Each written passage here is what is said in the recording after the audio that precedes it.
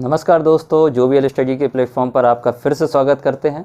कैसे हैं आप सब लोग और प्रैक्टिस आपकी कैसी चल रही है, ये आप हमें कमेंट करके बता सकते हैं। चलिए, पिछले वीडियो में आपने देखे थे, हमने सॉल्यूशन कराए थे जो एग्ज़ाम में पेपर क्वेश्चन आए थे आपके में, तो वही मैंने सॉल्यूशन कराया था। शिफ्ट 1 का सॉल्यूशन कराया था, शिफ्ट 2 का कराया था, शिफ्ट 3 का कराया था। आज मैं कराने वाला हूँ 3 दिसंबर 2019 में जो पेपर पूछा गया था उसकी डीआई के बारे में। जैसा कि आपको बोर्ड पे दिख रहा है कि जो डीआई है ये 3 दिसंबर 2019 के पेपर में आई हुई थी। चलिए, इसमें क्या क्या निर्देश पहले दिए थे। पहले सबसे पहली चीज़, आपको डीआई सॉल्व करने के लिए आपको निर्देश पता होने चाहिए कि कैसे उसमें क्या बात कह रहा है वो, और इसी के आधार पर आप उसके क्वेश्चन को सॉल्व करेंगे। ठीक है, तो सबसे पहले हम लोग निर्देश की बात करेंगे। तो निर्देश में क्या कैसी चीज़ें थी और क्या पता था आपको, वो आपको हम बता रहे हैं, अभी देखते हैं। चलिए देखते हैं। 5 वर्षों के दौरान 6 देशों के कुल निर्यात जो करोड़ में दिया गया है। ठीक है, तो 6 देश कौन कौन से हैं? ABCDEF। और 5 वर्ष 2008, 2009, 2010, 2011, 2012 की बात हुई है।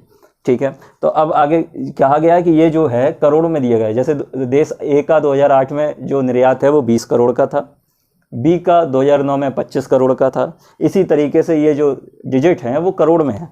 ठीक है, अब आगे पढ़ते हैं हम लोग। नीचे दी गई तालिका पर विचार करें और प्रश्न 1 से लेकर 5 के उत्तर देना आपको इसी तालिका के आधार पर।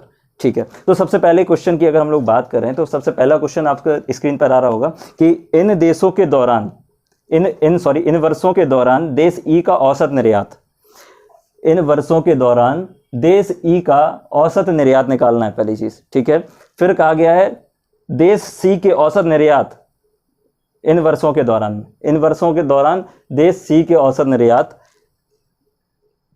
से कितना अधिक है। मतलब पूछा गया है कि जो देश ई का औसत निर्यात है वो देश सी के औसत निर्यात से कितने प्रतिशत अधिक है। क्वेश्चन की बात ये कहा है। ठीक है, तो सबसे पहले हम लोग क्या करेंगे, देश ई का औसत निर्यात निकालेंगे। कैसे निकालेंगे? चलिए, सबको पहले ऐड कर लीजिए। इन सबको आपको करना है ऐड।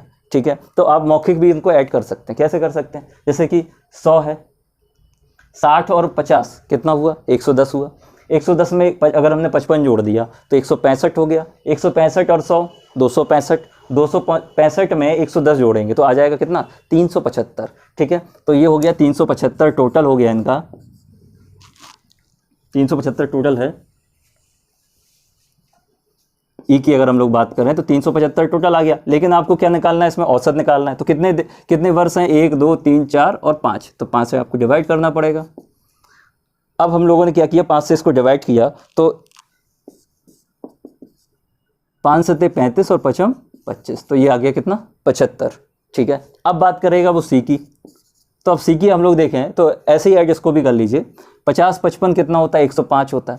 अगर 105 में हम लोगों ने 65 जोड़ दिया तो कितना हो जाएगा? 170 हो जाएगा। 170 में अगर हमने 70 जोड़ दिया तो 240, और 240 में जैसे ही हम लोगों ने 90 जोड़ा तो कितना आ जाएगा? 330। अब 330 जब निकल के आ गया है तो 330 से अगर आप क्या करेंगे, 5 का डिवाइड करेंगे तो औसत निकल के आ जाएगा। कितना आ जाएगा? 5 छक्का 30 और 5 छक्का 30। अब वही बात कर रहा है कि जो ई का निर्यात का औसत है वो सी के निर्यात औसत से कितने प्रतिशत अधिक है। तो अधिक के लिए हमने पिछले वीडियो में बताया था, अधिक के परसेंटेज जब भी आपको निकालना होगा तो फिर से मैं बता देता हूं कि अंतर बटे छोटी संख्या इंटू 100। ठीक है, तो अब अंतर कितने का दिख रहा है आपको? यहाँ पे देखिए, 75 और 66 की अगर हम लोग बात करें तो अंतर कितने का हो गया? 9 का। छोटी संख्या कौन सी है? 66 है, मल्टीप्लाई बाई 100। अगर हम लोग इसे 3 से डिवाइड करेंगे तो 3 से 3 का 9, ये कितना आ जाएगा? 22। 2 से डिवाइड करेंगे तो 11, ये हो जाएगा 50। ये अगर मल्टीप्लाई कराया हम लोगों ने किया तो 150 बटे 50 थी, 150 बटे 11। अब इसमें डिवाइड करेंगे तो कितना आ जाएगा? 11 एकम 11, कितना बचा?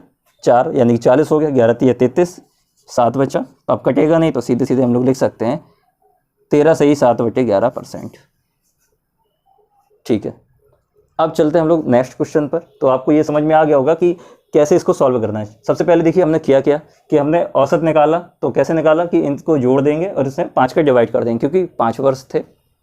ठीक है, अब ऐसे ही सी का निकाला तो कितना निकल के आया? 66, उसका 75। अब ये पूछा गया था कि वर्ष ई का औसत निर्यात देश ई का औसत निर्यात देश सी के औसत निर्यात से कितने प्रतिशत अधिक है। तो अगर हमने अधिक की बात की है तो अंतर बटे छोटी संख्या, अगर हम लोग कमी की बात करते तो अंतर बटे बड़ी संख्या इंटू 100 करा देते। तो आंसर आपका निकल के आया है 13 सही 7 बटे 11। चलिए अगले क्वेश्चन पे हम लोग चलते हैं।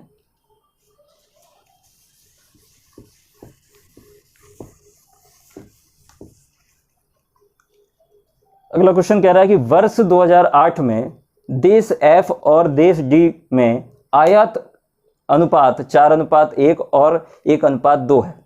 तो उसी वर्ष में देश एफ और डी में कुल आयात करोड़ में कितना होगा। ठीक है, अभी हम लोगों को ये जो दिया गया है वो निर्यात दिया गया है, आयात तो दिया नहीं गया। तो अब आयात अनुपात कहा गया है, तो निर्यात का आयात से अनुपात दिया गया है। एफ का दिया गया है 4:1, किसमें 2008 की बात कर रहा है वो। ठीक है, 2008 की बात कर रहा है, उसमें अनुपात दिया गया है निर्यात का आयात से 4:1 है। और देश डी की अगर हम लोग बात करें तो 2008 में ही उसने दिया है 2:1। तो उसी वर्ष में देश एफ और डी में, मतलब एफ और डी में कुल आयात जो हुआ है उनका योग कितना होगा, ये आपसे क्वेश्चन पूछा गया। ठीक है, चलिए इसको सॉल्व करते हैं, बिल्कुल बेसिक से बताता हूँ मैं। ठीक है, तो पहले अगर हम लोग बात करें एफ की, तो एफ में निर्यात और आयात का अनुपात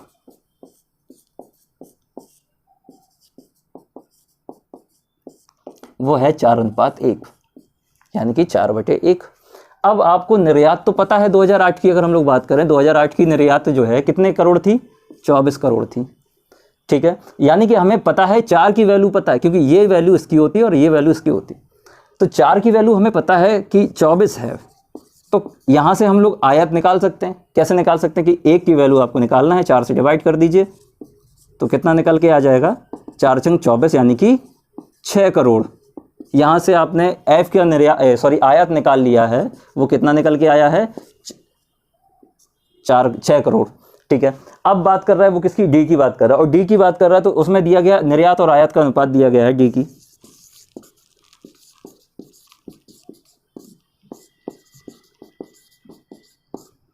वो दिया गया है कितना, 1:2 यानी कि 1/2। अब यहाँ पे देखिए जो निर्यात है डी की 2008 में वो कितनी है, 45 करोड़। तो यहाँ पे जो 1 की वैल्यू है वो निर्यात है। अब 1 यहाँ पे कितना है, 45 के बराबर। तो 2 की वैल्यू कितनी होगी, जब 1 की वैल्यू 45 है तो 2 की वैल्यू निकालने में आपको ज़्यादा दिक्कत नहीं होनी चाहिए।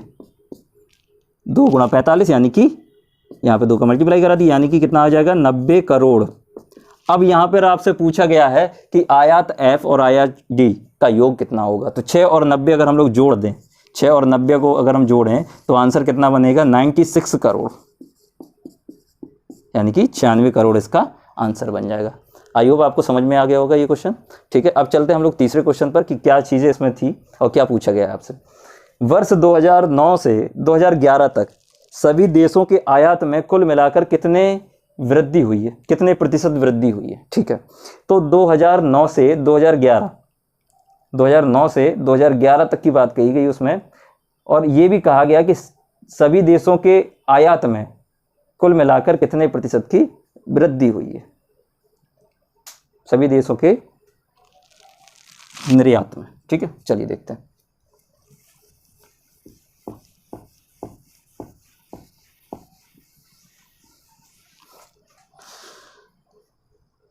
तो 2009 और 2011 को देखना होगा। तो 2009 की बात अगर हम लोग कर रहे हैं तो 2009 में इसका टोटल कर लेंगे हम लोग सभी देशों की मिला के, तो 40 और 25 और 55। ठीक है, तो 40 और 25 हमने जोड़ा तो कितना हो गया, 65, और 65 और 55 जोड़ा तो कितना हो गया, 120, 120 और 60 180, 180 और 50 230, और 230 और 40 कितना होता है, 270। ऐसे ही आपको जोड़ना होगा उधर पे, ज़्यादा टाइम नहीं होता। तो 2009 में निकाला आपने, कितना आया, 270 आ गया। ठीक है, अब बात करा वो 2011 की अगर हम लोग बात करेंगे तो 2011 में टोटल करना पड़ेगा। तो यहाँ पे भी टोटल करिए आप, कैसे, 45 और 50 95। ठीक है, अब 95 और अगर हमने 15 दे दिए 95 को, अगर हमने ये 45 50 जोड़ा 95, और 95 में हमने 15 दे दिए तो 110, 110 और 90 200 हो गया, और 200 और 100 कितना हो गया, 200 और 100 कितना हो गया, 300, और 300 और 75, तो कितना टोटल निकल के आ गया 2011 में कितना निकल के आया, 375। ठीक है, अब बात कर रहा है क्या कि निर्यात में कुल मिलाकर कितने प्रतिशत की वृद्धि, तो फिर से यहाँ पे वृद्धि की बात की गई, और जहाँ पे वृद्धि परसेंटेज पूछा जाता है तो क्या करते हैं हम लोग, अंतर कितने का दिख रहा है आपको, 105 का, ठीक है, बटे छोटी संख्या यानी कि 270 मल्टीप्लाई बाई 100, ठीक है। अब इसको सॉल्व कर लेंगे कैसे, 0 से 0 कट हो गए, 3 के पहाड़े से ये कट जाएगा 35 बार और ये कट जाएगा 9 बार, ठीक है। अब क्या करेंगे हम लोग, 350 हो जाएगा ये और ये हो जाएगा 9। अब हम लोग डिवाइड करेंगे इसको, तो कैसे, 9 तिया 27, कितना आया, 8 आया और ये हो गया 80, तो 9 8 72, अब बचा 8, जब भाग जाएगा नहीं तो 38 सही 8/9%, इसका आंसर हो जाएगा, आंसर इसका कितना हो जाएगा, 38 सही 8/9%, ठीक है, जो कि ऑप्शन नंबर बी यानी कि दूसरा वाला सही है। अब बात करते हैं अगले क्वेश्चन की, चौथे वाले क्वेश्चन की, कि वर्ष 2012 में सभी देशों का कुल मिलाकर कितना लाभ हुआ था। वर्ष 2012 में सभी देशों का कुल मिलाकर कितना लाभ हुआ था, यदि सभी देशों का कुल आयात 385 करोड़ रुपए था, ठीक है। आयात कितना था, 385, ये अलग से लाइन दी गई है आपको 2012 की, और आपको निर्यात ये पता है। तो क्या करेंगे आप, जब भी हमें लाभ निकालना होगा तो लाभ कैसे निकलेगा, आयात निर्यात की कंडीशन में हम लोग क्या करें, कम चीज़ उन्हें दें, मतलब जैसे कि 20 रुपये, उनसे 20 रुपये की चीज़ हमने उन्हें दी और वहाँ से हमने 40 रुपये की चीज़ ले ली, तो यहाँ पे हम लोगों को क्या होगा, लाभ होगा, क्योंकि 20 रुपये की हमने दी है और 40 की ले ली उनसे, तो यहाँ पे जो अंतर है 40 और 20 का, या हम ऐसा कह सकते हैं कि 30 रुपये की चीज़ दी है उन्हें और 40 की उनसे वापस ले ली, तो क्या हो गया, 40 और 30 के बीच में जो अंतर है 10 का, वही आपका लाभ होगा। तो इसमें क्या करेंगे कि निर्यात से हम लोग आयात घटा देंगे, तो जो निर्यात आप क्या करेंगे, टोटल करेंगे 2012 का, और जो आपका आयात दिया गया है 385 करोड़, तो निर्यात में से अगर हम लोग आयात घटा देंगे तो इसका आंसर आ जाएगा। चलिए पहले तो इनका टोटल करते हैं,